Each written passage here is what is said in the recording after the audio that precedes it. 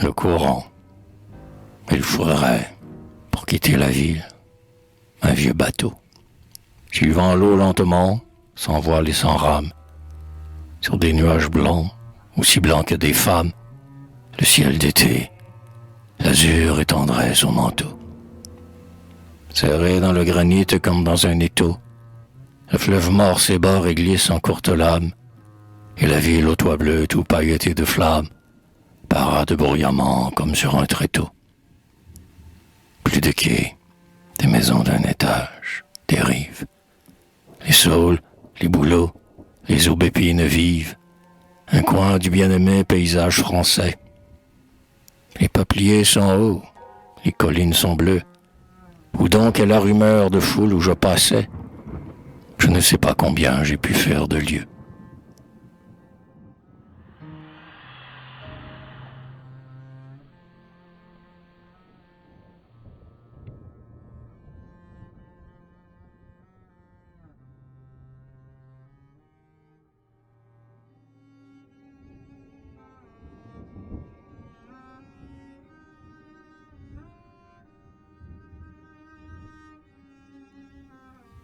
Chemin de halage, aux deux rives de l'eau, paysage tremblant, sur la berge encaissée où leur ampleur tient juste, des arbres, dont le tronc au sol rude s'incruste, agitent leurs rameaux sans feuilles, d'un bruit lent. Des percherons trapus tirent du col, soufflant, le brouillard enflammé d'une haleine robuste.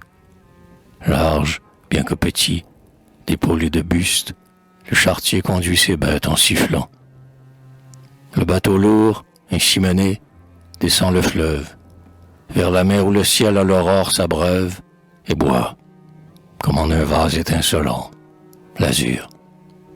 Parfois il faut aussi l'effort à la pensée, mais le courant du rêve est invisible et sûr.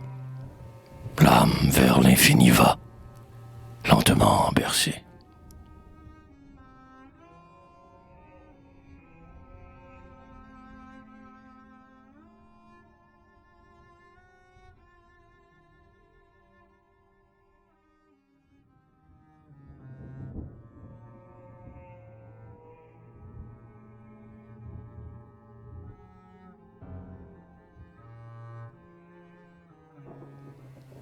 L'arche.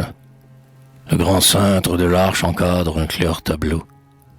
En attendant avril et pour la bienvenue, des fleurs, le ciel sourit, le froid s'atténue. Au premier plan, la rive en pente douce et l'eau.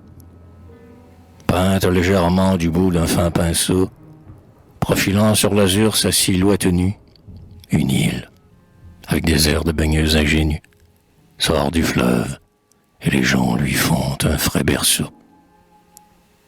Le froid soleil d'hiver, qui ne fait rien éclore, glisse sur les coteaux dans sa pourpre incolore, comme un hôte ennuyé prompt à gagner le seuil. Mais la tonnelle semble attendre sur la berge, et j'entends clairement pétiller dans l'auberge la friture dorée et le vin d'Argenteuil.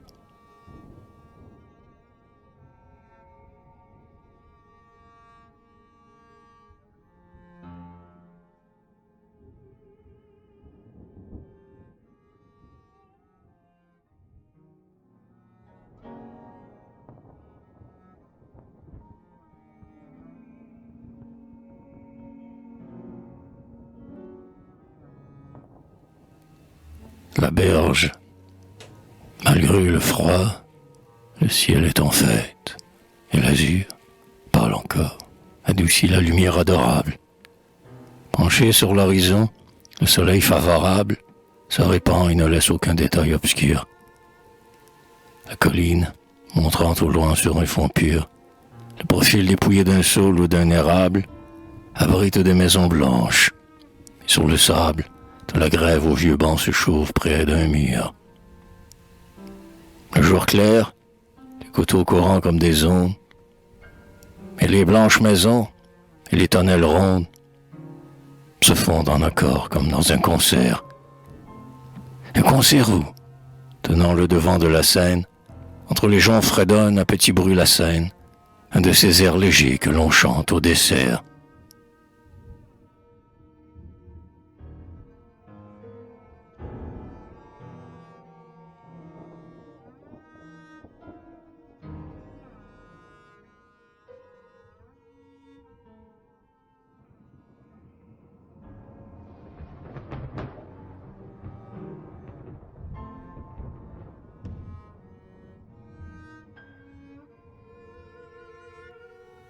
Le grand arbre.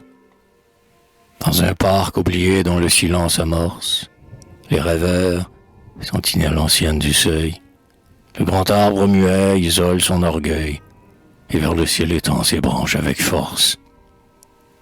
Son tronc noir se roidit musculeux comme un torse, et son cœur dépouillé ferait un beau cercueil. Il a l'air d'apporter l'empreinte d'un long deuil, et l'âge a sillonné profondément l'écorce. Il sent qu'il n'est pas fait pour prêter aux amants l'ombre dont le secret rassure les serments, et le baiser conserve matériel des rêves.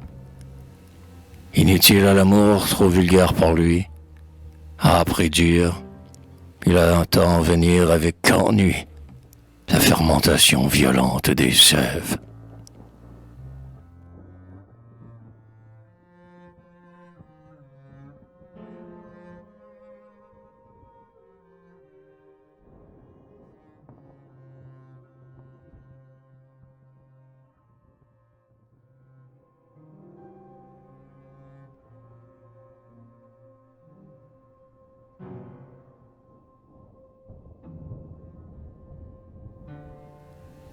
La neige. L'heure donne le frisson comme un breuvage amer. Le jour est morne, éteint, et prend des tons de cuivre. Les moineaux, pépillant de froid, se laissent suivre, et, s'envolant, font sur la brume un vague éclair. La neige, floraison pâle des ciels d'hiver, fait pleuvoir tristement ses étoiles de givre. Ces arbres bourgeons captifs qu'avril délivre se la mettent au front, ainsi qu'un joyau clair. Frêle et vain ornement, outrage des ramures, à qui va la beauté des larges feuilles mûres, où circule le sang glorieux des étés. Ta blanche clarté fait que j'aime mieux les roses, aux neiges, dont la grâce est celle des chloroses, image des froideurs et des virginités.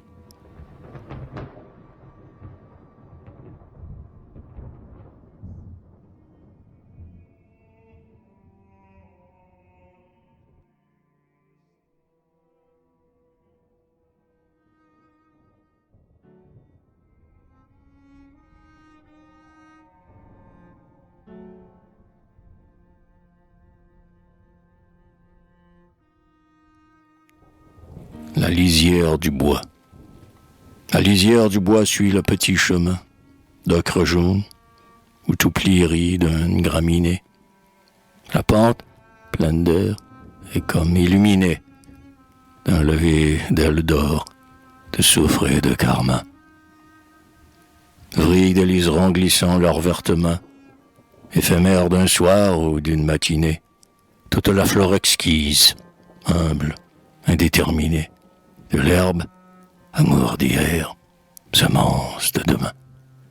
Cependant l'aïeul doux, plus faible, le chêne, souffrant à ses genoux les mousses et la chaîne, des églantiers, faiseurs de roses et de miel, regarde du côté des marguerites blanches, et, mendiant d'azur, il tend ses vieilles branches, pour y prendre à plein doigt un grand morceau de ciel.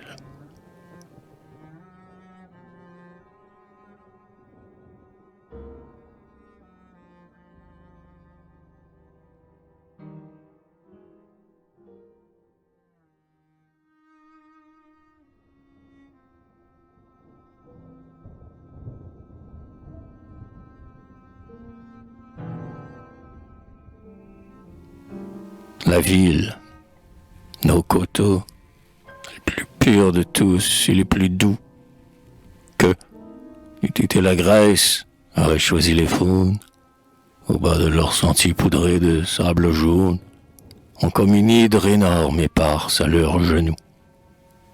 La ville nous fascine étant moins près de nous, avec ses tours aussi royales que des trônes, horizontales, bleues et blanches entre les cônes, des hauts taillis bordés d'épines et de houx. D'ici, l'on ne voit rien que les longueurs farouches du monstre aux 1000 bras puissants, aux 1000 bouches, dont le grand soleil d'Aou ensanglante les yeux.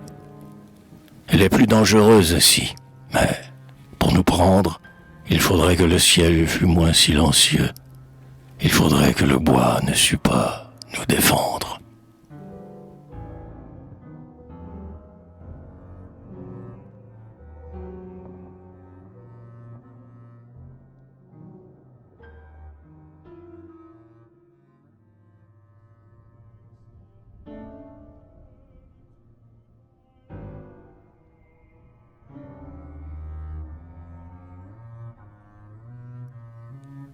Soir de lune. L'azur du soir s'est rayé de bandes vertes. Comme hors de son lit un fleuve débordé, la lune s'en répand, et les terres inondées ruissellent des coteaux pleines découvertes. Sous le voile muet de ces lueurs désertes, nulle voix qui s'élève et nulle pas attardée. Les bruits vivants du jour la terre n'a gardé que le vague frisson des feuilles entr'ouvertes. C'est un cadre incertain de rêves allemands, un linceul de clarté bleue et de flots dormants, où la nature a froid comme une ensevelie. Les champs semblent noyés, et, sous le clair rideau, des chênes, l'œil rencontre avec mélancolie de blancs rayons tombés comme des flaques d'eau.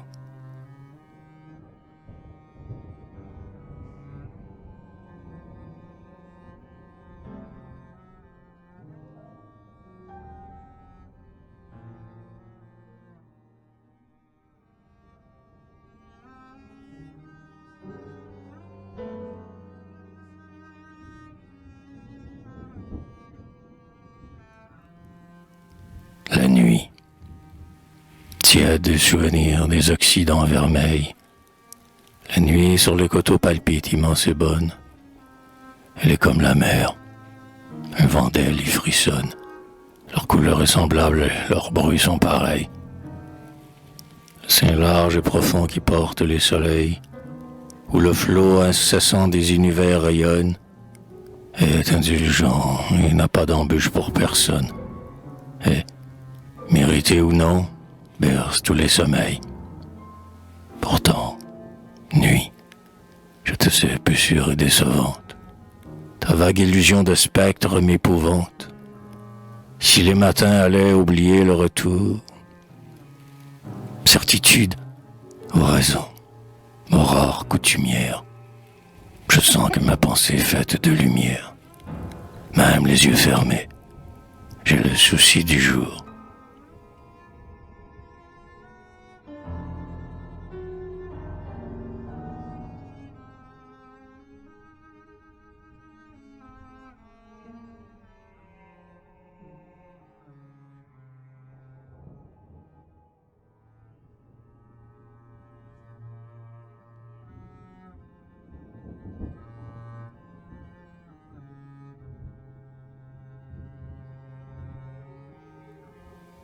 Le réveil.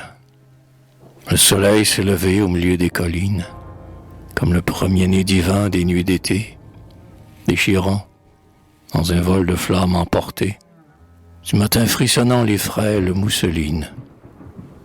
Les champs, l'eau, les forêts graves et sibyllines, toute la terre vibre prise de clarté. Le cœur universel des bêtes a chanté, les mâles forts auprès des femelles câlines. L'homme seul, raisonneur pensif dès le réveil, regarde cette joie en son retour vermeil, éternellement rose, aimable et coutumière. Et bien qu'elle soit bonne, et brille aussi pour lui, sans folles actions de grâce, sans ennui, d'un œil indifférent accepte la lumière.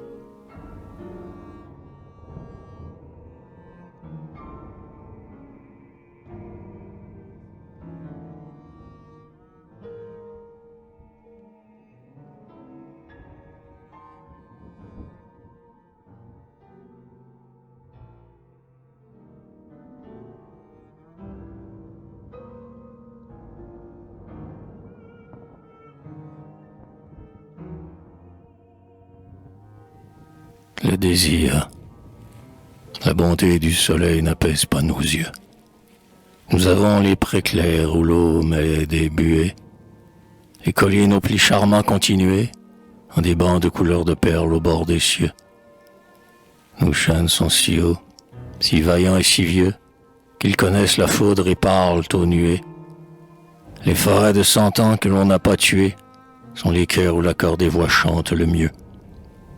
D'où vient qu'ayant l'odeur vive des matinées, les pourpres du couchant dans le ciel entraîné, les molles nuits d'été qui s'allument pour nous, nous sentions nos désirs s'enfler comme des voiles. Pourquoi les horizons sont-ils d'un bleu si doux? Pourquoi chercher au loin de nouvelles étoiles?